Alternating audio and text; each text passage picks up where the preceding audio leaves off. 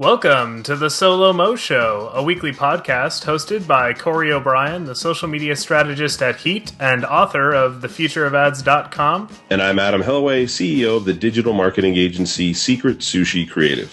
Each episode, we discuss topics, trends, tactics, and tools related to social, local, and mobile marketing and advertising. Our goal is to give you the information you need to be a better marketer. Today is July 17th, 2012, and this is episode number 28.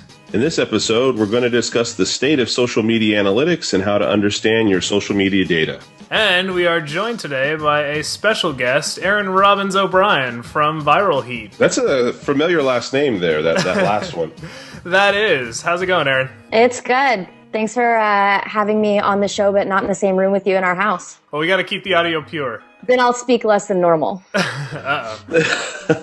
So we wanted to have you on because Viralheat just launched a new iteration of your product. Isn't that correct? That is. All right. So maybe let's start the episode off with just a quick description of those new features that you guys just rolled out and maybe a broad kind of overview of what Viralheat is all about. Well, Corey, you glanced over really quickly something that you wanted to mention at the beginning of the show. I know Corey's like professional and he just gets right down to business, but I don't want to confuse the listeners as we start the show.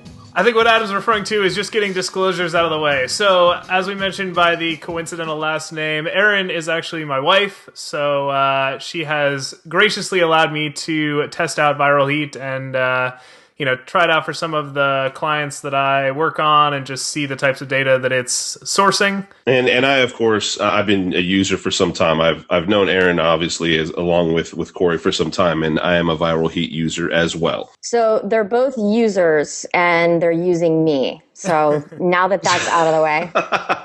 There we go. Got to get the formalities out of the way. Yeah, so a little bit about what happened today at Viralheat. We launched a new free plan that is kind of being lauded by the coverage thus far as the most comprehensive free social media management suite and engagement platform in the marketplace right now. And what that includes is the ability to manage multiple accounts for Facebook, Twitter, and LinkedIn currently, with new channels coming soon, as well as engagement through a publishing toolbar, both within the tool itself and from within each of your connected channels and platforms. And what all's included in that is scheduled publishing that includes both geographic targeting and time zone support. Also in there is URL shortening through Bitly and some other great stuff, including preview posts and a number of other interesting doodads in the publishing stuff itself. And then, as I mentioned, LinkedIn support just rolled out today as well for all users across the board, including paid plans. So this is a bit of a departure from our current paid-only plan features that had previously been available. And what those did were allowed people to do sentiment analysis, mention tracking, monitoring for industry trends, competitors, products, different names, etc. So this new free plan is more a management tool than an industry research and sentiment tool. And we think that this is a direct response to what people have been asking for in the marketplace with regards to people needing to use both a TweetDeck, a Buffer app, a Radian 6, a Sprout Social, multiple different tools to do all of the different pieces of management and engagement all at once. So I want to take a step back real quick there, because there's a lot of new stuff that you just talked about there, down to even a little bit of the nitty gritty and some really cool stuff. For instance, I'm a bit of a fan of the new geo stuff that you guys launched with the geo targeted posting and stuff. But for those who aren't familiar at all with Viralheat, at the most basic level, what does Viralheat provide somebody who's completely new to the space or who's unfamiliar with, say, a Viralheat or a similar platform? So it's all of your social media management and intelligence in a single platform. So everything from account hookup across multiple social channels to a bit of industry research in terms of intelligence or knowledge about what's going on in the space, an overview of analytics across both accounts and searched industry topics, as well as publishing and engagement to the people that are currently engaging with your brand, as well as influencers that we surface and identify to you. So there's a lot of different instances where somebody would use a platform, and it's not necessarily cookie cutter where every single brand out there is going to use a platform like yours in exactly the same way, right? I mean, you guys have a variety of features for a reason. I mean, obviously you want to be comprehensive, but let's just say that not every single company who uses your platform is likely going to use it in the same way. And that's kind of the benefit of having something that has as many features as it does and digs as deep as it does for the data that you guys provide. Yeah, and that really goes back to answering that question of having to kind of cobble together myriad different tools and, from both free and paid parts to get to a single solution that will work for the many business cases like you just mentioned that people have. So we have everything from community managers and social media managers using the tool to people at a higher level VP of marketing type position where they need an overview or a snapshot. And they also want to be able to see what the types of engagement that the rest of their organization are doing online, to people in customer success and support who want to be able to make sure that people who raise issues or are looking for things online are being addressed and helped as quickly as possible. We also surface human intent, which is social leads identified. So sales channels and strategists use us as well. So we have a lot of other stuff to get to in all related to this topic. And I think we want to go even beyond viral heat and then loop back around a little bit to some more ways that, a platform like that can be used. But Cora, we have some other things related to this topic of social media monitoring, management, measurement, a lot of M words being used there. Do you want to dive into the other topics that we have related to this and kind of give a little bit more background to folks as we go along here? Yeah, so, we always like to include at least one kind of data-driven either story or specifically an infographic. And so what we were able to find for this week's episode was an infographic that was put together by Kissmetrics and 140. And it's actually a little bit old at this point. I think it came out probably late last year, early this year. So, the data is not super recent, but I think still accurate enough that we can kind of get some general trends. So I thought we'd run through some of that. And as always, we include a link to this infographic in our show notes. So if you want to see the full infographic, we definitely encourage you to check that out because we're just going to run through some of the top level findings. So let's do it. Alrighty, right off the bat, it talks about who is buying social media monitoring tools, and this is arranged by job title. And the number one purchaser was actually people that identified themselves as social media managers. That came in at 42% of all people buying a social media monitoring tool are social media managers.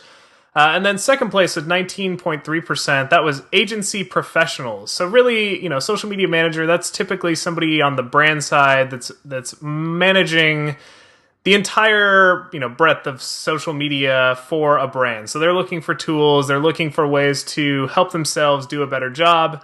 And then behind that, you've got the agency professional. That's kind of the agency support for a brand who's also, again, looking for additional data, looking for ways to represent their client better. So, kind of makes sense. It's the people that you think. It's the people that are working on a day-to-day basis with social media, and they just want to make sure that they're getting more information and they're getting, potentially valuable information, and ideally finding a tool that also helps them put value to that information. I want to ask you a question about this, Corey.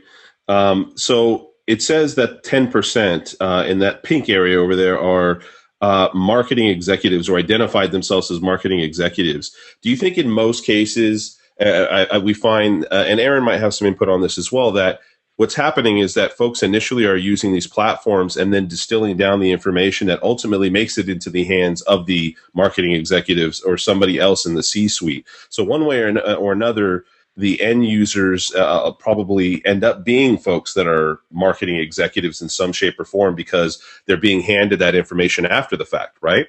Yeah, well, what's interesting is, so there is no other category. So my guess would be that they had these 5 options and people had to kind of self-select. So the smaller percentages are going to end up being the people that are like, well, I'm not a social media manager, I'm not a consultant, so therefore I guess I'm a marketing executive, which I think just is the term that was kind of the all-encompassing, I work in marketing, but I'm not one of the above.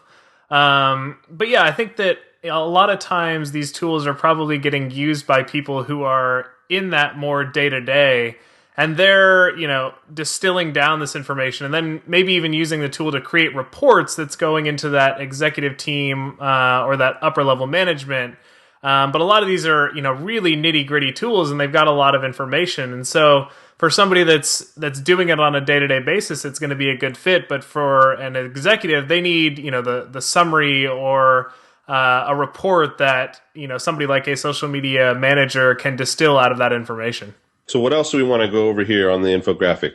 So I thought it was interesting. They talked about what factors affect the selection of a social media management tool. And a lot of these, rang pretty true with my own experience. So the number one most important factor that people identified was the metrics that it offers. So obviously, if you're using a tool and it's just not giving you the information that you're looking for, you're probably not going to be using that tool for very long. But number two, and this is one that I think a lot of tools have kind of overlooked, is the interface. So, there's one thing for having the right data, but it's also important to be able to present that in a way that you can, find out what's actionable. There's just a ton of data out there. And if you're not, as a tool, taking steps to highlight, hey, this is important and, here's how we got there, but really this is the number you want to pay attention to, it's not going to be as useful to somebody that is looking to get actionable insight out of that data. So I think it may also have something to do with even just the usability of the app, right? Because data has been something that's been displayed and kind of spit out on apps for years and years and years before a lot of the more social apps have come about in recent times. And so tools like this are very data driven. And I think there's a lot of folks who have a hard time understanding what it is that they're trying to look at and digest in the first place, let alone when suddenly this interface is really kind of poorly done and doesn't make it easy for them to monitor, to maneuver that data, especially for potentially first-time users of some app like that. Yeah, and jumping down to one of the questions they asked is, what is the satisfaction level for social media management tools? 60% actually said they would rate the tool that they're using as okay. So, not a glowing recommendation. They're not abandoning it, but they're like, it's giving me some interesting stuff, but it could be better. And then 34%, so almost half, said that, hey, I do like it, I'm happy with the tool. And then 5.8% said they were unhappy and looking to switch. So, I think there's a lot of people out there using these tools, but overall, it's not like there's, super happy users that are getting everything they need out of a tool. There is definitely a lot of room for growth, and, these tools are looking for new features and looking to adapt the features they have to meet the needs of their users. So it's definitely an interesting space, and, I think a lot of changes and a lot of adapting, especially as the social media world kind of changes and adapts on a weekly basis. I'd be interested to see, because like you said, this was probably some time ago that this was taken. And in fact, at the top, it said something like 53 months. So that means it's been about a year since this, snapshot was taken here of this space. And I would be really interested to see how this would change based on the new tools. Again, for instance, Viralheat in the last year, this is the second big release that they've had, and a lot of other tools that have kind of changed and become part of other companies and the suites that they have to offer. And additionally, a lot of the apps themselves and social networks are starting to provide a little bit more comprehensive monitoring tools on their own. So even say, for instance, Facebook has completely revamped their insights metrics for their Facebook pages. So I'd like to see if Kissmetrics and the guys, the folks at 140, who's now over with HubSpot, if these guys could put together another revised version of this and see how that's the space is maybe matured over time. All right, well, enough with the infographic stuff. Let's get to the meat of the show, because we do have a special guest today, and I would love to dive into the actual topic of today, which is kind of a broad look at social media monitoring, listening, and measuring tools, and then specifically getting into, how you can kind of make the most of them and figure out what data is going to be important and what you should be paying attention to. So, what do you say we dive right in? Let's do it. Head first. Head first. There we go. All right. So the first topic we were going to cover is how to make the most of the tools that are out there. And specifically, both before, during, and then even after a campaign or initiative. Because I think, a lot of people think, oh, it's something that I just use kind of off and on, and I'm keeping an eye on things overall, but really you can actually apply it to specific campaigns and initiatives, and I think that helps to focus the way that you're using some of these tools. So, Adam, what's your take on ways that you can use these social media monitoring, listening, and measuring tools to educate yourself going into a campaign? And then, Aaron, I'd love to hear, your take on how Viral Heat specifically can kind of help prepare for a campaign and help, highlight data that's going to be important to a marketer that's getting ready to launch a campaign or initiative. Yeah, so I think one of the things that where people go wrong, especially folks that are new to the space, when it comes to starting a campaign or starting an ongoing social media marketing initiative, is they don't think of the measurement aspect or at least the monitoring aspect, or just what people would refer to as listening beforehand, and they don't think of the tools like Viral Heat and such that can be used differently depending on what phase of that you're in. You like you mentioned, before, during, and after. And so I kind of put together just a quick few notes here in regards to how people could think about using it beforehand, because really what you want to do is it's like looking before you leap. And what's the best way to do that? Well, to have some actual intelligence to guide what you're going to end up doing for that campaign. And so I differentiate it in two ways. You have campaigns which are, short term.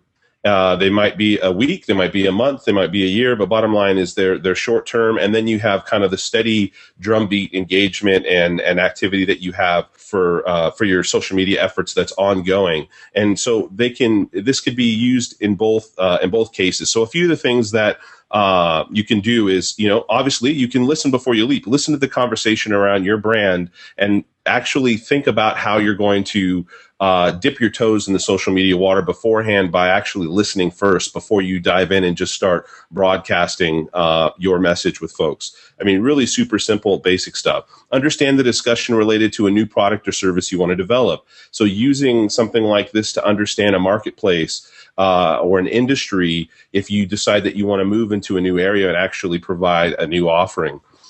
Find out where your audience congregates and where they're active online, and even potentially where they find information and the sort of information that they are attracted to. So, everybody always wants to go to the big folks like Twitter and Facebook, but maybe that's not where your community is most active. Maybe there's a niche community out there where folks are most active, and you're going to spend time and money maybe shooting your first shots in the wrong direction. And you want to identify those places first and foremost using a listening tool and a monitoring tool for a little bit before you end up reaching out. A couple other ones real quick is getting a snapshot of a current social current social activity and discussion, including sentiment around, I've already mentioned this, around your brand, but also include, your brand, your product, your service, your organization, and the competitors. So again, this is really fairly basic stuff. And then why I wanted to make sure to call out sentiment is because it's not just about, what are people saying, but actually measuring whether it's positive or negative, especially when it's about your particular brand or a service. I mean, maybe you make some severe decisions on whether you should keep a service or how you should change a service or a particular product offering, depending on the sentiment that somebody has. If you just base it completely off of mentions, you're going to, if somebody's talking about our brand, awesome, that's what we want. But if all of what they're saying is very much on the negative side, you're in big trouble. And then kind of the last thing that I noted, and it's not the last thing in general, but it's the last thing that I noted, was being able to identify influencers you may want to connect with ahead of time. And so when you want to do some influencer outreach and you want to connect with folks, you want to have people blogging about your product or service. You want to get, maybe some review units to a product that you have out to folks. Well, you want to identify who those folks are, and you want to get it to qualified individuals and folks that hopefully have a voice and a platform to be heard and have their own level of influence within their community as well. Yeah, and you mentioned listening to the conversation around your brand, and I think that's pretty easy to set up typically because you're just going to use your brand name, your product names, and that'll generally get you a good idea for where that conversation is going on. But one of the challenges that I've found is finding the right keywords to both get a feel for where your audience is congregating and also doing things like tracking, the overall kind of world that your brand lives in. So the competitive landscape, the, similar type of services that you maybe want to track. So I think that Viral Heat's done some interesting things with showing people how to set up some of these searches and some of the keywords to look for to really create some interesting insights. So, Aaron, when you guys are getting somebody up and running and, they're really just getting started, what are some of the tips that you have for how to find the right keywords that are going to, not overwhelm them with data, but hopefully get to something that they can really make use of?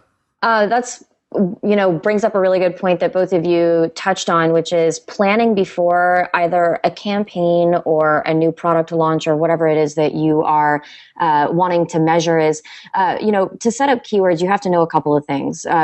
You need to know what it is you are looking to measure and why you want to measure it, right? So who are the key stakeholders or who are the people that you need to have this data for? Because that affects the types of keywords that you will want to set up, but also the way in which you would set them up, because sometimes you'll need to be able to lump all varieties of keywords into one thing and look at things as a cumulative overview or as a, kind of an entire movement. And in other instances, you want to be able to get very granular and kind of slice and dice the data in different ways. So depending on what your end goals are or the need for the data, there's a lot of different options for how you set up the keywords. Typically when we set up keywords or help customers kind of get cranking on Viral Heat, we ask them, a few basic questions. Do you want to be able to monitor and measure what's going on with whatever it is that you're launching in relationship to the industry as a whole? Do you want to be able to compare it with other competitors in the market space? Do you want to be able to compare it with other product lines that you have existing?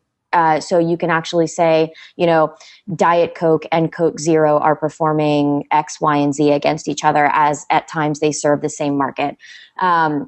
And then also, are you looking to be able to see what percentage of share of voice this particular product or campaign has for your entire brand or industry as a whole? So looking at, what things you're going to want to be able to measure against are important. And oftentimes what we find when we start this line of questioning is that people say, actually, I don't know a full list of my competitors, or I'm not sure how to define my industry space, or I'm not sure what other products may be competing. So by starting an initial monitoring well in advance of a campaign needing to go live, you can actually surface a lot of that by looking at trending topics and keywords. You can look at the commentary that's happening in the space around and possibly surface additional things that you weren't really sure were competing products or additional industry topic spaces. And you can also look at who the influencers are and then use them to help as a, kind of a litmus test for whether or not your product is successful, or talk to them even about things like beta testing or get more in-depth feedback. So, oftentimes what happens, where I think a lot of the frustration that you mentioned from the infographic about feeling kind of only okay about your social media management tool is coming in after you've launched a campaign or after you've done a product release and saying, oh, I need to measure this now and I owe someone a report. And then you are trying to go back and historically backfill. And unfortunately, many social media monitoring and management tools don't do a historical backfill in terms of mention surfacing. And that's especially true for tools that surface sentiment. And that's, there's a variety of reasons behind that, but it's certainly a challenge to try to retroactively get appropriate data for anything in this field. So I always tell people that the number one tip I can give them is start early. Even if you're not sure what you're looking for, contact someone at the management tool that you're choosing. And if they're not willing to help you, move to a tool that is. All right, great advice. So we're all smart marketers here. We've set up our keywords ahead of time. We're tracking data. We feel confident with the data that we're getting. And now the campaign is launched, and we're out there, we're underway. So let's talk a little bit about how you would actually use a tool during a campaign. And, Adam, I think maybe we could even touch on things like, is it enough to just keep this ongoing and say, okay, well, I've got a report at the end of the week, or should you be using it more actively to try to, keep track of your influential voices? Hopefully, if anything does go wrong, maybe find and identify that quickly and address that to, keep that person happy, or at least, answer their concern. What are some of the ways that you can use these tools to improve your overall marketing efforts once a campaign is up and running? Yeah, well, I think one of the things you're going to do is you're not going to wait once you've decided, okay, great, I'm going to implement this and just let it go. You're not going to wait to the very end of however long that's going to be and then see what happens. Because if you do that, you don't give yourself an opportunity to kind of potentially course correct or see if the reaction is really, really bad and poor. I mean, we've heard of so many things that so many campaigns out there. I mean, again, we always kind of go back to the Motrin Mom one, for instance, which didn't get out into the wild for very long before folks started to react to it. And had they done a better job of monitoring it, they might have been able to react a little bit differently or quickly. You never know. But the bottom line is being aware that when you put a campaign out, you want to have that monitoring system that's going to give you an alert and let you know when there's something to pay attention to, whether it be some super huge positive spike in mentions and, everybody suddenly it's just like wildfire going all over the place and you want to jump on that wave, so to speak, and kind of find another way to piggyback on that, maybe get some press from it or whatever the case may be, or even exactly the opposite. It's disastrous and you need to figure out why it's disastrous.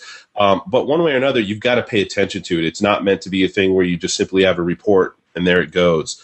Also, finding out and identifying people who are influencers. I mentioned that as a beforehand thing, but even when the discussion happens and things are out there and you're more active now than you were before when you were just listening, paying attention to those influencers, you might have folks again that suddenly crop out of nowhere that you want to hurry up and connect with and maybe even help amplify those efforts that you have instead of just leaving them be and kind of to just work on their own strength.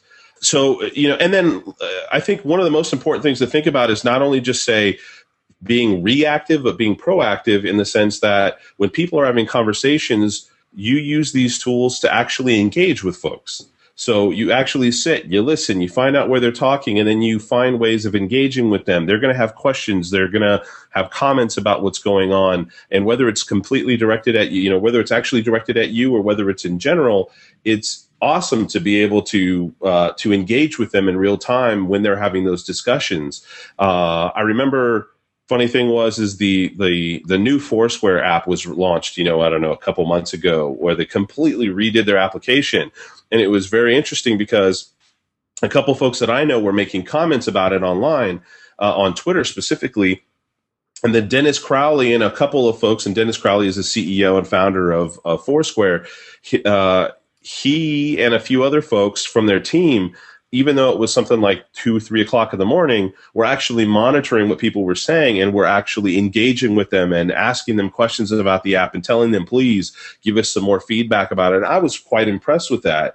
They could have just let it go, but we're talking the CEO and founder was actually engaging with folks. And so there's opportunities during this process that if you're not listening and you're not paying attention, you're going to miss out, or it could be to the detriment if something bad happens. Yeah, and I think timing is key. So you mentioned, being able to respond in real time. And a lot of brands say, well, we'll get to it, and as long as we answer it within 24 hours, hey, we've addressed that person's question. And that might be true, and yes, they're not going to, fault you for that. They're not going to say, well, they ignored me entirely. Yes, you got back to that person and you kind of checked that box. But the smart brand and the brand that's really making the most of these opportunities is going to be the one that's engaging somebody at the time that they want to engage. So if somebody's taken the steps of engaging with your campaign, sharing it with their community, posting a question, posting a response, that's the time when they're fully engaged. They've just had this experience. They're thinking to themselves, that was awesome, hopefully, or, I got a question, or I want to engage more with this brand. They're reaching out. the closer you can make that window between when they reach out and when you reply, the more likely you are to, just get a fan that's going to go above and beyond. They're not just going to be, oh, that's a cool brand, I kind of like them. They're going to be the one that's out there saying, yeah, that was awesome. I reached out, minutes later, the founder of the brand or the representative reached out. We had this great conversation going back and forth. So, I think there's something to be said for going beyond just checking the box and saying, oh, well, we respond to every reply that we get, and saying, no, we actively look for and, we engage with people in real time, as soon as we possibly can, because that's the conversation. That's not just, waiting to gather up all these things and do it at once. That's engaging people in a conversation and, really making fans out of people. Well, I think what you guys have actually just touched on is an interesting divergence that we see in the social analytics world, which is oftentimes the person who's responsible for monitoring conversation and having,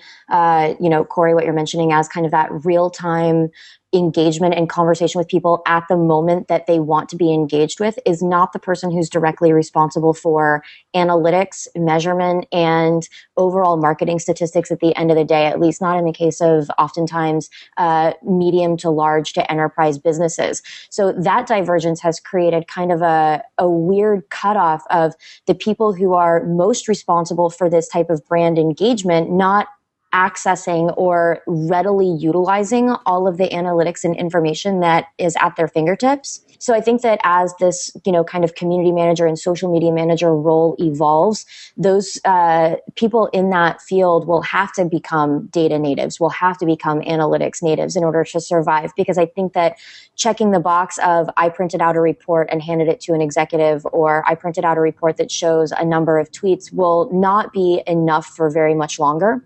I think that what's really going to become important is that more micro look at things, right? So a lot of the devil is in the details when it comes to social media, making small campaign adjustments or small brand outreach and messaging adjustments per channel, per influencer, and based on, geographic targeting or based on, particular product lines and things is incredibly important as everybody's space gets more crowded. It's not just the social media space that's getting crowded. Every product has multiple competitors, whether you know it or not. So differentiation points, at all of these different, various times when people want to be engaged with are the real crux of the matter, and I think people will come to see that fairly soon. I think there's two parts to something that you said earlier about folks becoming a digital native, and also, so the devil's in the detail and so on. And how I see that is a lot of people want to just take that data as is and just give it to somebody or look at it and go, oh, look, we've got 100 more followers than we did yesterday, but the bottom line is that just tells you only so much, and you have to look at it a little bit more critically, right? And you have to actually analyze it a bit and extract more from it. These tools are not going to give you everything that you specifically need for your specific company and your specific space and your specific campaign just from that report that ends up getting exported, right? Of course. And I think that that's where, I use this analogy pretty frequently and every now and then catch some flack for it, but you wouldn't go to the, Chevy dealership, buy a car, and then turn around and ask the salesman to teach you how to drive. And oftentimes that's what happens is, folks show up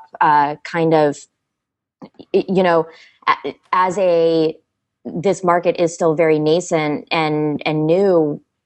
People show up without having done kind of any background research or understanding kind of what these metrics mean. So the baseline analytics that they get is all they ever derive from it, which is why I think, again, so many people rate social media management and monitoring as just total tweets, fans, and followers is where the real value in a tool like this is. And just surfacing sentiment analysis alone, again, not enough. Just doing human intent, not enough. Being able to apply that to your situation and understanding both your brand and your market space, and then taking the data and looping that in with a additional product insight and additional strategic insight, and surfacing these types of data points to the right person internally if it's not you, and making sure that that person is always armed with the best digital data that they can get is where people will really start to see the power of what social media intelligence can provide. Well, let me ask you a potentially hard question, which is, I know you said that folks, the onus is on them ultimately over time to understand this data, and that say they go to the lot, they buy a car, and then they're asked somebody, hey, oops, can you tell me how to change the oil here? But what part of this process of getting people to understand data, or understanding best practices, or understanding how to use your tools properly, how much of that responsibility falls on a vendor like Viral Heat? Or are you guys doing anything in that sense in order to help people kind of that have no clue about, how to use that new Toyota that they just bought, besides maybe putting gas in it? And even though I'm sure there are a few folks that even maybe have a hard time with that, but is there anything that you guys are doing to help people kind of ramp up and first initially understand how to use tools like this, and then even more importantly, the data behind it in some form or fashion?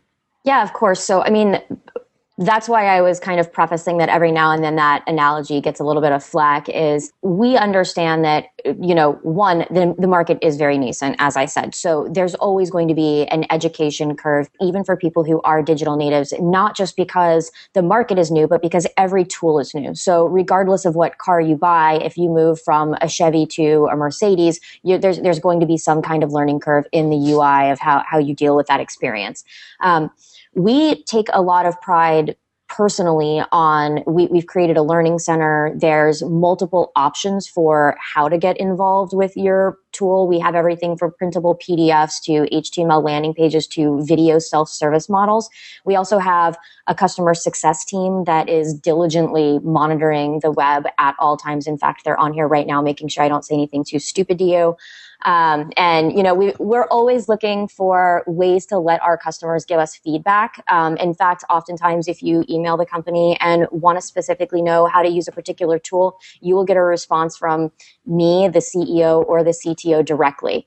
And that's because we care so much about educating the general populace. Now, where I think the bigger stumbling blocks are is people looking for kind of a plug and play, one size fits all tool, where instead of getting involved, taking that proactive step to get education and engagement with the team, you get people who are like, okay, I came in, I connected my Twitter, Facebook, LinkedIn, Pinterest, whatever accounts. I started a couple profile searches. Now I want it to wave its magic wand and output something and change my world for me. And that's where people are going to feel disappointment. But we do have a learning center. I know that there's multiple other tools out there who are also building a variety of educational tools. So we're certainly not the only ones. I, of course, am bound by incredible loyalty to say we do it the best. But, I know that we're not the only people who care about the customer experience and recognize that there's a big educational gap out there. So the bottom line is if people want to start, they need to do some due diligence, and that you guys, just like many others, are actually providing resources to help people get on their feet fairly quickly for those that are new.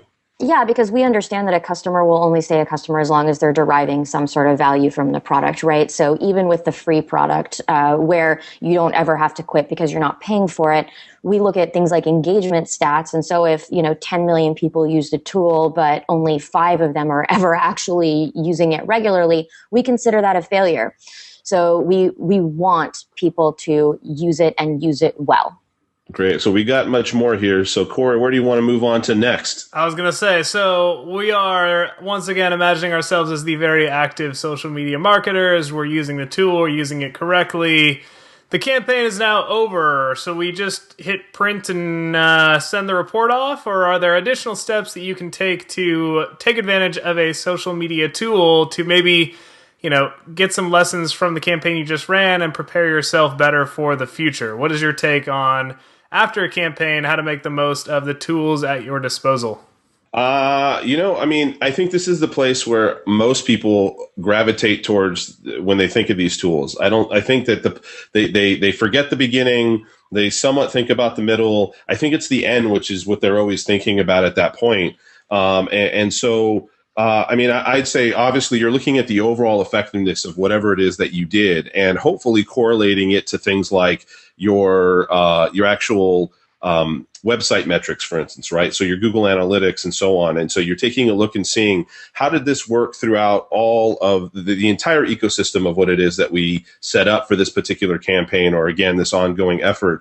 If the effort so if it's a campaign, it's obviously time based, and it may be like I said earlier, a month, a quarter, a year. But when it comes to something that's ongoing, you want to look at it in cycles and say, look, we're going to review this, to a certain extent on a monthly basis. So at the end of every single 30 days, we're going to look at this in a different way than we might as we're continually monitoring and engaging with folks in the during phase, as we discussed before.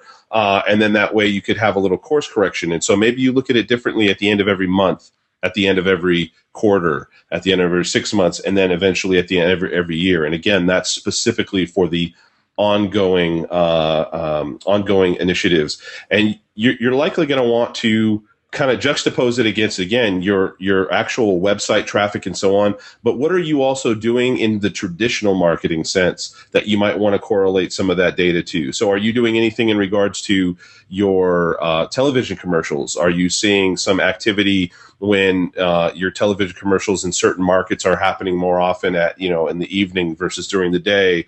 Are you seeing a spike in mentions when something on the radio is shown? I mean, I don't know. Do you have billboards that for some reason are causing creating conversation? But the bottom line is you want to take that data and you want to step back for a second, and you want to actually critically take a look at it across the board on whatever marketing initiatives that you're doing that might actually have an effect on the social media activity that you're trying to measure. And again, it just all depends on what it is you're trying to, in fact, measure based on those goals that you set from the very, very beginning. And just like Aaron said, also, much of what you get in the end here is completely based off of the preparation that you had at the beginning of this entire process. And so what you get from this point, the quality of this data is going to be completely based off of what you thought of doing initially, far before you ever even started measuring with this tool. Aaron, do you have any other sort of suggestions in regards to what people can do with this information besides just simply spit out a report and hand it off to somebody once they're done with an initiative? Yeah, and I'm laughing while listening to this because I forget that both of you guys come from kind of a more agency view of things. And so having worked both on the agency and in-house side, campaigns internally at organizations are often viewed very differently metrics-wise because you are looking at campaign performance over time and in relation to your brand and your other competitors' campaigns. So I think that where, campaign wrap-up reports come in is, you're saying, okay, I think one of the first things to identify is there truly an end to a campaign? In the digital age, taglines, viral videos, commentary and things like that have a lifespan far beyond when you necessarily as a company choose to support it. So continuing to monitor coverage or kind of a resurgence of things is always interesting. I think one of the really weird examples of this, and I hate this song, is that Call Me Maybe song, right? So that came out back. Corey loves that song. How could you? Maybe that's why you don't like it, because you hear it too often over there. No, I think everybody hears it too often, but personal opinions aside, that song came out well before its viral takeoff happened. So had you said, okay, we launched this song, or this song came out, it's on an album, we gave it 90 days of radio play, it's not really going anywhere, and then you looked at kind of a resurgence of that, that kind of, social media traffic and campaign had legs far beyond what somebody's initial response would have thought. So I think that taking social campaigns and archiving data, and I think that the data archive is important in terms of influencer analysis as well and sentiment reach, is because you want to take the influencers who came in from a certain campaign and had a lot of traction there, and you want to be able to leverage them later, or you want to see if you surface different influencers with different campaigns, and you want to see what types of people and what types of influence you get. So I think that there's a lot of things once you reach kind of the termination of a campaign that you should keep in mind. And again, archiving data, really important. If you're using a tool, or if you're not archiving data now in a way that allows you to get a full archive of the entire view, move to something that will, or figure out a way to do it. I think one of the questions I want to ask you guys, if I'm even allowed to do that. No, you're not allowed to do that. Actually, you're not allowed. That's not the way it works here. We'll do the question asking. Where were you the night of July 15th? No. So I think one of the things I really want to know is, where are places that you guys have seen metrics fail? Because as somebody who works in that community, I'm always really interested to see where your analytics, or where you've seen analytics experiences not come through. So I'll start with saying that I'm in that camp that really thinks that a lot of these tools have a lot of room for improvement when it comes to presenting data. So, it's, again, one thing to just say, oh, we've got all this great data, but if you can't present it in a way that makes sense to the person that's, doing a lot of things, they're not just sitting inside of this tool 24/7 and learning all the little nuances. They want to be able to look at it, get actionable data, and then take action on that data. So I think that, being able to create some sort of hierarchy or some sort of baseline where you can then say, hey, this stat or this data or this thing you're monitoring is spiking or seeing a lot of traffic that you're not normally seeing. Pay attention to this. Or, hey, we've adjusted these keywords and found that, these 5 are something that, hey, maybe you weren't looking at before, but given the types of searches that are returning and given, the other things people are talking about, we think that these might be important to you as well. And I think that, again, leads to what we were talking about with the end of campaign. It's things like, paying attention throughout and at the end of it coming back and saying, well, what did we learn? What influencers did we discover that we didn't know about before? What keywords revealed themselves that, we didn't know at the start of the campaign? I think a good tool would ideally help you with that process and help surface some of those things and say, hey, these are what seem to be important, and you can obviously verify that and give it the, human review. But I think that a lot of tools struggle a little bit with having so much data that they just kind of put it out there and say, good luck. And I don't think that's a area where there's definitely room for improvement.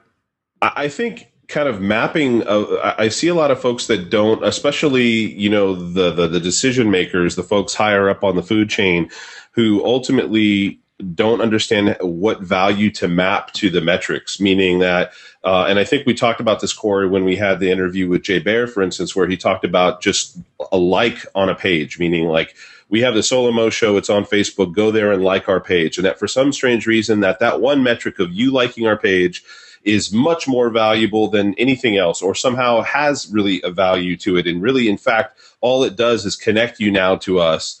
And beyond that, there is no value unless there's more activity that happens. So over time, that's all it is you've got another +1 on your Google Plus page, or you've got another a like on your Facebook page. But not understanding how to map actually what the value is of the individual metrics that you could possibly get, everything from, mentions and comments to a like on a post to the actual reach of your content, understanding what the value of that is, so that when you hand something off to an executive and they look at it and they go, great, we've got 500 more likes than we did before, that's the thing that they feel is identifying. They identify that with success, when that's not actual success. And for your company, maybe there's a reason that is success. But being able to look at what your goals were and map a value to the other metrics, so that you can really understand what really is success in this sense, and what are that not all individual data points are created equal or should be of equal value when you pull it in and start digesting it. I mean, there's sometimes you have a dollar bill, and sometimes you have a penny, and sometimes you have a nickel, and sometimes you have a quarter, and each of these metrics really has a different value in that sense. And if you just look and go, great, I got 100 pennies, and then you're not paying attention to the $3 you might have gotten in a different, because it's only 3 versus 100. I think folks are really missing out, and I've seen even clients of my own who initially that's what they keep gravitating towards, is the things that have little value, because their perception of it is that the value is high just simply because, say, for instance, Facebook is a popular place to be. So it sounds like two things then, Adam. One would be going beyond just the top level. Hey, for Twitter, we want to pay attention to followers, and Facebook, it's all about the likes. It's really identifying some of those deeper KPIs and those deeper metrics that you want to pay attention to, and potentially highlighting those as being more important than the raw like data. And then the second part of that would be, if you are going to pay attention to like data, being able to relate that to other data. So as the likes go up, are comments and shares on Facebook also going up, or are you just getting more hollow likes that don't really bring along with it extra engagement? So connecting numbers together and showing trends, not just in one number, but in multiple numbers, and how those numbers affect one another.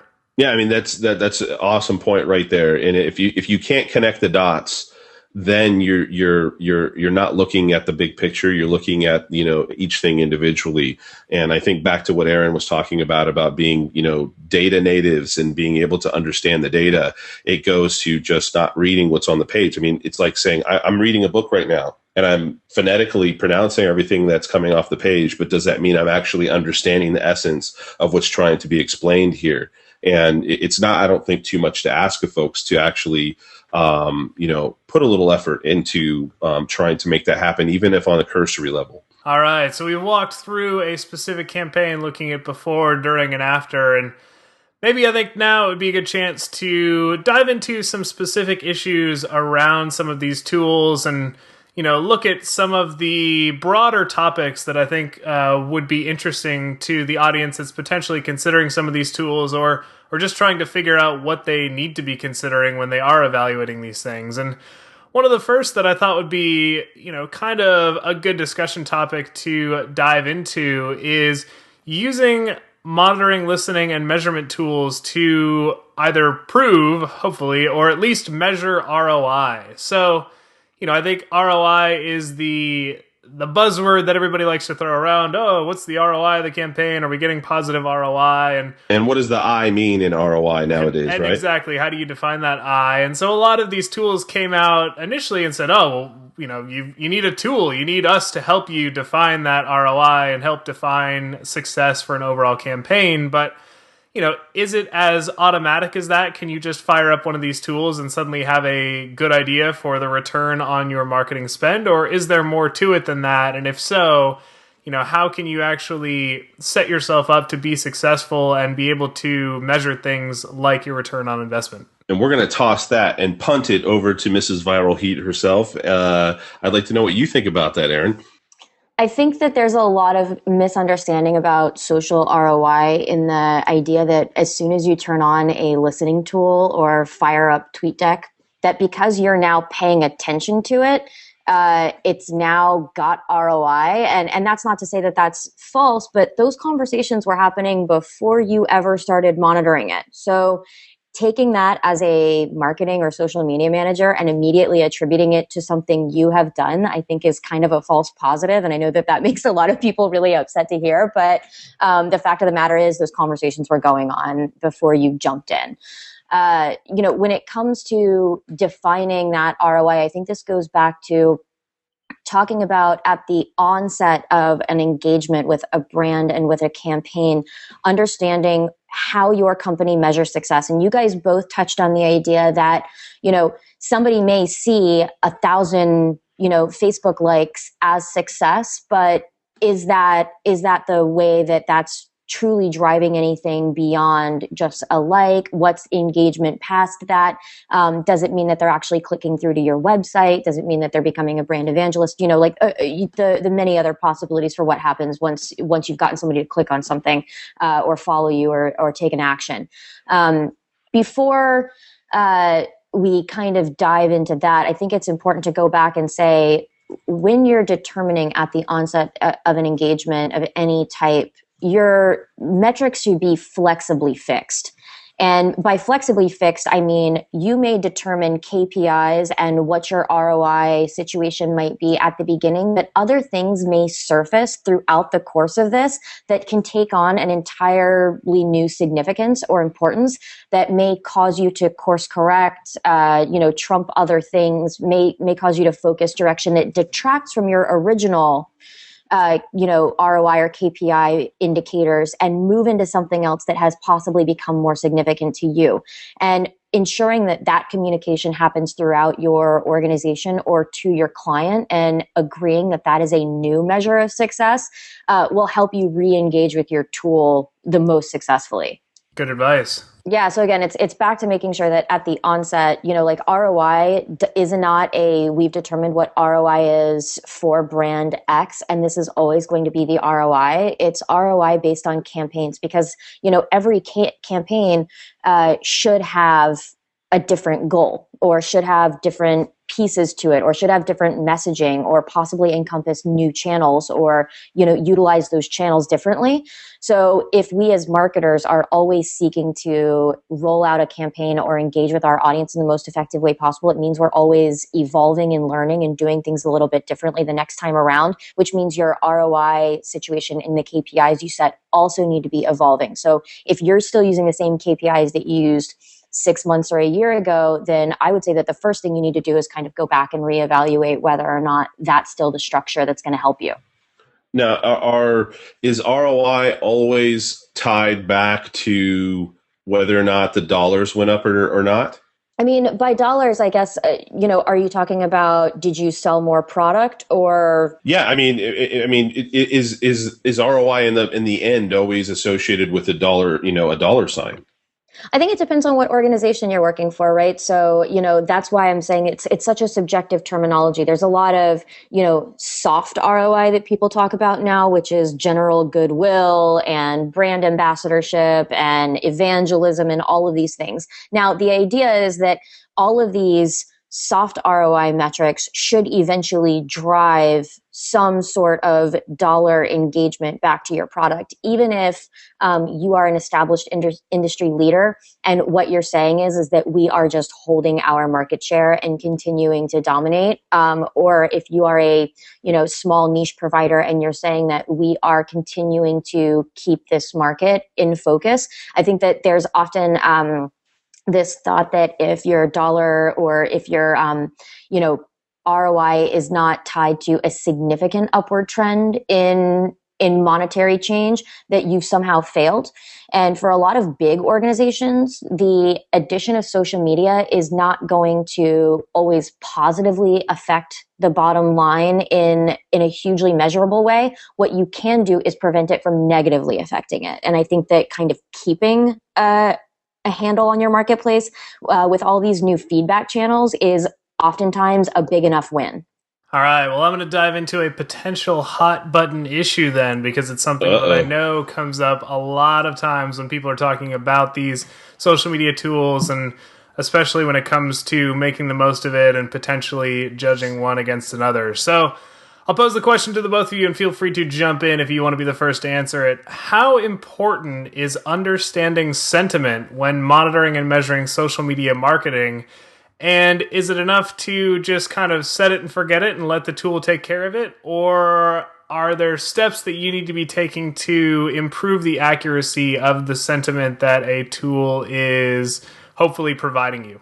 So I'm going to jump in initially here and say that, a while back I had the opportunity to interview, and I'm sorry that I forget what his name is. Seth Grimes is his name, and he actually. We're going to reference the same article in a minute then. Well, it's an interview that I did, so I don't know if it's the same interview. It's one that I did on socialmediaexplorer.com, where I interviewed him. He's an expert and the founder of the Sentiment Analysis Symposium. There's a couple of them around the U.S. every year, and there was one here locally in the Bay Area, and I had the opportunity to go, and it was extremely interesting to see where the industry was headed and to hear a bunch of people in one room all talking about the same subject, specifically sentiment, because sentiment ends up being this topic where that people discuss from time to time, but it's an add-on to what's going on with social media monitoring, and it's an add-on to being able to pay attention to patterns and conversations and things like that. But it's an add-on simply because it's such a tough nut to crack. It's something that people are still working on and trying to make accurate and so on. And so I think the folks that are using tools out there need to understand the varying degrees of accuracy still within that space. And kind of like what you alluded to, Corey, that there is also some training to some extent because it's not 100% accurate. And depending on your audience and the folks that are part of the discussion and what they're actually talking about, there's a lot of variations on what could be considered positive or negative sentiment. And so having an understanding of the level of accuracy and tolerance that tools have at the moment and the attention that it may take to kind of filing them away in positive or negative, even though they may not, they may already kind of infer that, oh, this is positive. And when you read it, you go, no, that's not, that's negative. Not getting upset about that, but understanding that that's kind of part of the game at the moment as things become more sophisticated and tools get much more accurate and this again, this is a tough nut to crack. And I think, I don't know, maybe Aaron will say, no, it's not, that's total bull or whatever. But based on what I've seen, everybody was talking about it still having a huge kind of delta between what would be ideal and what the technology is capable of doing right now in regards to giving you accurate results. Well, Adam, I would love to say that it's bull, just devil's advocate with you. But I think one of the points that Seth made in talking about that, and we make a lot when we're talking about sentiment analysis, whether it be with customers, the press, whoever, is sentiment analysis, no matter whether you're using natural language processing or keyword, and of course, natural language processing is the more accurate and smarter version of the two, and you layer in things like machine learning on top of that, which allow you to train the tool back, still will only ever be 70% accurate. And that's because people disagree with each other about what something means at least 30% of the time. And, one of the examples that Seth brought up was asking a bunch of people to analyze whether or not I bought a Honda was positive, negative, or neutral, right? And so a bunch of people said that's positive, but an overwhelmingly almost 40% group said it's neutral, right? So, that alone can tell you that if you're using sentiment data to drive a bunch of decisions in a vacuum, I think that you are possibly making an error or not using all the tools at your disposal to ensure that you're getting the most out of that data. There are industries where sentiment trends and, hedge funds and investments are a really good example of where sentiment trend analysis is heavily relied on to make future predictions or for modeling academias and other new product entry into marketplaces and emerging spaces. But for the most part, for most of us, sentiment analysis, still between positive, negative, and neutral, there's an entire spectrum of emotions that people are looking to include, which are things like dissatisfaction or anger, right? Which doesn't tell you negativity, what type of negativity you're involved in. The other thing that's difficult about sentiment is as social infiltrates beyond the marketing space of business and moves into customer success and support and into sales and into things like that, using sentiment to ensure that you are funneling potential customers or individuals that are engaged with your brand to the right place within your market can be highly effective. But again, it has to be part of that integrated system. And I think that was echoed a lot actually during the symposium that I was at, where a lot of people were very much talking about taking a look at that data and mapping it to things that were happening both in the digital world and the real world, and not looking at it, as you said, in a vacuum. So Corey, can I put my hot button topic question in there real quick? Sure thing. All right, awesome. So let me give you a little picture here, Aaron. And I think a lot of other people go about it in this fashion, right? So, for instance, we post the Solo Mo Show every single Saturday on Social Media Explorer.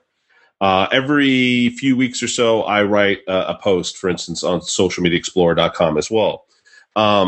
In both cases, in the simplest level, I am doing a search for the URL for those articles, for instance, on Twitter, in order to monitor what the conversation is, see how many tweets are there, get a general idea of, if it's positive or negative, using my own sentiment analysis, which is basically my brain. And then just in general, getting an idea of in quantifying how much reach we're getting from those posts on Twitter. I also, from time to time, do things like using Facebook's incredibly crappy search just to see if somebody out there publicly has shared it on their Facebook page. And there's a number of other places to go ahead and look and pay attention to those sorts of things. What do you say to somebody who says, I'm using Google Analytics, I'm using Twitter search, I'm using other tools that are out there that don't cost me anything? At what point should I take the step up and start using a tool like Viral Heat? And what's the difference between those tools and using the ones that I mentioned already? So I think it's a couple things. That's a couple different questions to me. The answer to at what point should you move from a free service to a paid service, I think, is at the point that the features that you are looking for are no longer provided by free services as one option. The second option is at the point where you are frustrated with cobbling together multiple free solutions and want a comprehensive solution. And C, at the point that you care enough about what it is that you're doing or are being reimbursed for it and can somehow, use a tool like that for funsies. I think that, why use a tool when you're bringing up Google Analytics versus, like a Hootsuite or a, TweetDeck or something in that nature, or Twitter search, currently Google Analytics is not really a competing product with a lot of what's on the social media market space. And I think what I meant actually was Google Alerts, if I didn't say that. Yeah. So, Google Alerts reacts differently than many other social media monitoring tools, and the fact that Google Alerts will not crawl most social data. So it's not going to surface things like particular Twitter posts, Facebook posts, likes, comments, etc., LinkedIn data, and things like that in a consumable format, if at all. And so for there, you're going to get profiles that may be relevant, or you're going to get Twitter handles that may be relevant. But when it comes down to actual Twitter conversations, how the metrics are trending and things like that, Google Alerts alone is not enough. I think that what is missing, and Viral Heat, we are working on this, is that closed loop system of looking at once you post something or linking in that Google Analytics kind of idea of that entire picture of once I have participated in the Solo Mo Show, seen it's up on a website, know that it's on Social Media Explorer, talked about it on Twitter, etc., to get that comprehensive landscape of how each lead clicks through to a kind of a final point, or the roundabout genesis of what everything feeds into the other. And this is an issue that, like I said, I keep saying, this market is so new and these tools are still being developed. I think that what you're seeing now is the aggregation of a lot of these tools together. So, take, for instance, Salesforce snapping up Radian6 and Buddy Media, right? And, recently, you've got Involver and Context Optional and a lot of these tools. So what you're seeing now is data as a commodity and intelligence on the data as the real purchase point. So I think that, you're saying at what point do I stop moving, or do I move beyond free? And I think that what we launched today is telling you that you don't really ever have to move beyond free if you don't want to, right? You can get the basics of what you need for free because data itself is a commodity. All we've done is put it in a single place for you. You have access to the data for free on any service that you provide for the most part, these days. So I don't think that access to data is anything new. I think that surfacing insights and usable information is where it's at. How it's packaged. Yep. And that goes back to the UI issue that Corey mentioned from that KISS metrics graph, right? And a lot of things that people complain about when they look at social media management tools is, wow, it's really clunky, or it's super complex, or I have no idea what to do. And one of the things that I think that, services like MailChimp and Google Analytics have done in their respective spaces that are far different than the Omnitures and like Marketos of the world is those tools, once you move into more enterprise options and a paid option, is there are so many deeper features and functionalities that that sometimes the UI gets a little bit lost in feature add-on. And so we're hoping to keep that from happening. All right, well, I think that is a perfect segment into the last question that I have for the day. So this is going to be a bit of a two-parter.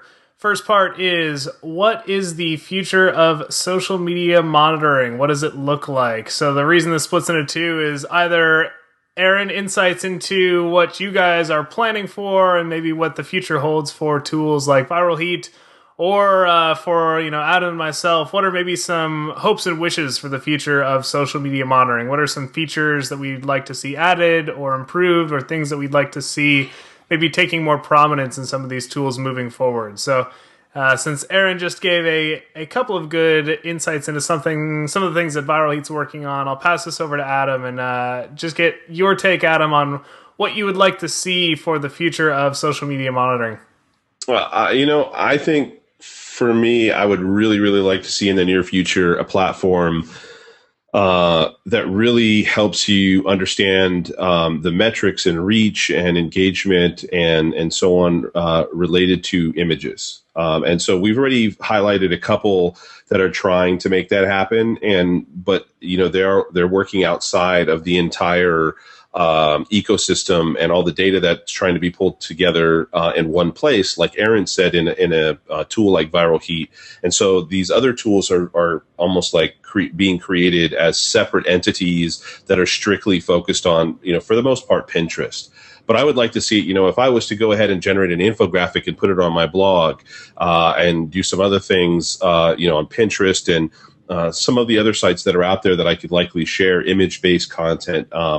When somebody takes an image, it would be awesome to be able to have some sort of signature on that image and be able to find out where people are sharing it and spreading it. Similar, it's very hard to do that in comparison to, say, an embeddable piece of content like a YouTube video.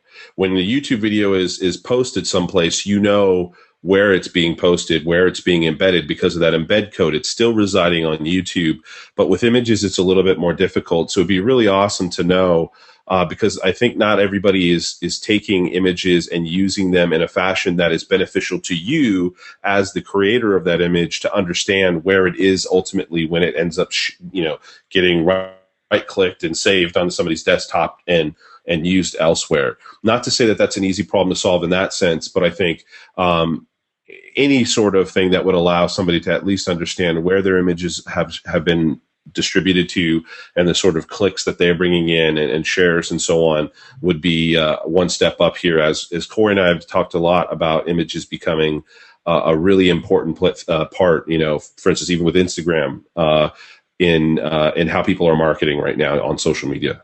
All right, and I'll jump in with my kind of wish list for social media tools. So I think the one thing that I would love to see more of, or at least approached in a new way, is influencer identification. So for a long time, Cloud has been the go-to. They've put this number out there and said, hey, this is the Clout score for each individual user. And then behind the scenes, they can actually get into more specific vertical-based influencer identification. But I would just love to see more kind of competition in the space. There are other scores out there, but they're just not getting the same prominence as Clout is. So I think being able to highlight influencers for specific brands or within specific verticals is really interesting, and I think there's a lot of value to that, and it should be important for a lot of brands. And so, I would love to just see that space evolve more, see some of these tools continue to improve and continue to help brands identify their influencers and, maybe even help them find ways of engaging that influencer. So it's one thing to know, all right, these 5 people are influential about my vertical, but what else are those people interested in? What conversations can we start with those people? How can we get them engaged with our brand and do so in a way that, makes sense and is smart and is intelligent and helps us to hopefully build our audience and do so by reaching some of these people that have their own audiences that maybe you want to get involved as well. So in terms of how, where that fits into what Viral Heat's working on, and of course, I don't have product roadmaps for competitors, so I can't speak to what everybody else is up to right now. But in terms of images, right? So you're right, like that is really difficult in some regards to deal with images. But I do want to say, and it was part of our announcement today, is that Pinterest support and integration for Viral Heat is coming in the very, very near future.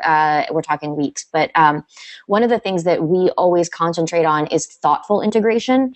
So I think that what happens is everybody gets on board with, Instagram or Pinterest or another image-based service, and brands rush to use it in some regards. But for a lot of instances, it's really just kind of I'll call it the social media elite or the power user that really uses this a lot, or the individual, and it's not really utilized by brands. And so social media management or monitoring tools will slap that stuff in there without giving it the thought and the care that it deserves as a relevant channel. So surfacing real insights for stuff like that, I think, is more important than just saying, now we can tell you how many pins you have and how many likes of those pins you have. But being able to integrate that across other channels and seeing where people are pinning that, whether they're posting those pins to Twitter or to Facebook, who in their social graph is also viewing those things, a number of different analytics, right? So that's a little bit on kind of the image stuff. In terms of copying stuff and dragging it to your desktop, if I had an answer for that, I would be not living in this house with Corey. No, I know. Believe me, I know that's a very interesting technical problem across the entire web, and in fact, I think is something that we'll be surprised in another 5 or 6 years that somebody will end up finding a way to do that. But for the time being, Viral Heat, you guys don't have to worry about it right now. I'll get cracking on that later tonight. No, I think that so in terms of what Corey said about influencer, stuff, I think one of the big disagreements I have with this space in general right now is I don't believe in scoring people, mostly because I think that a score is only as relevant as the particular topic that you have addressed at the time. So one of the things that we do differently and that we're evolving right now is the influencers that you surface are based on the particular topic set or the particular keywords that you add, right? So you can define a very specific topic point and then only surface people that talk about that. And the way that we surface influencers right now is both by volume and by impact. So we're capturing both people who have a high influence ratio in the space, along with people who are very passionate about talking about whatever those keywords are. And I think both metrics are important. So even if somebody only has 600 or 700 followers, if those are the 600 or 700 followers that are, really excited about this space, and this person, tweets and posts about it 500 times a week, like that's somebody I want to be engaged with. Versus we all know that, if we're talking about social media, Mashable posts something once a year, but because they've got 10 million followers, they're immediately seen as a high impact influencer. And I think that differentiating those is really important. Justin Bieber. Oh, the Biebs. I already gave you the Call Me Maybe reference. We're going to have to cut it off from pop culture at that for me. I'm just naming off artists that I saw on Corey's iPhone. That's all. Were the divorce papers near there? No. So I think that, the other thing about influencer identification that, we are trying to do, and is a first small step, and is of course not the end of the line, but is surfacing somebody's entire social graph. So what you can do is, for any influencer or any person that your brand or you are looking to engage with, you can click on their author information, and by clicking on that, we expose their bio as well as all the other social channels that they're active with. So if you want to respond to this person, but you also see that while they may have tweeted that they're really involved in a particular forum, or they happen to comment heavily on a particular Facebook page. You can then move the conversation to where it is that they like to speak the most.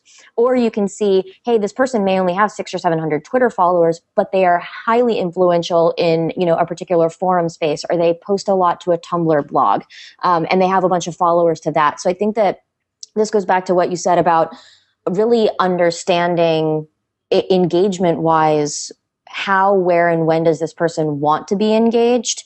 And, I think brands are now kind of grappling with the task of prioritizing engagement. And this is a really sticky, conversation, because it's saying, are people with more followers and are more influential people going to get priority treatment, going to get fast responses? And the answer in most cases is yes, they are.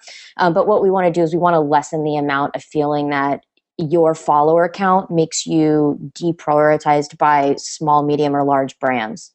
All right. Well, I think with that, we're going to have to call this one to a close, because as with most topics, we could go on pretty much all night. And there's we hit the record, didn't we, tonight, Corey? We did. I think we're still a little short of the record, but we are getting up there on time. So, we definitely a very interesting and exciting topic. I think there's a lot of things that we could continue to discuss on. So if there's anything that you as a listener kind of wish that we had hit upon, feel free to get in touch. We would love to do a follow-up to this topic. We would love to maybe answer any questions that you have, or if you had a specific kind of thing that you wanted us to dive into around social media tools, we would love to do that in a follow-up episode. So as always, feel free to get in touch if you listen to this and thought to yourself, I've got some feedback and I want to get these guys' take on that. So if you do want to get in touch, there's actually a number of ways to do so. You can reach the show directly via Twitter. It's at Solo Mo Show.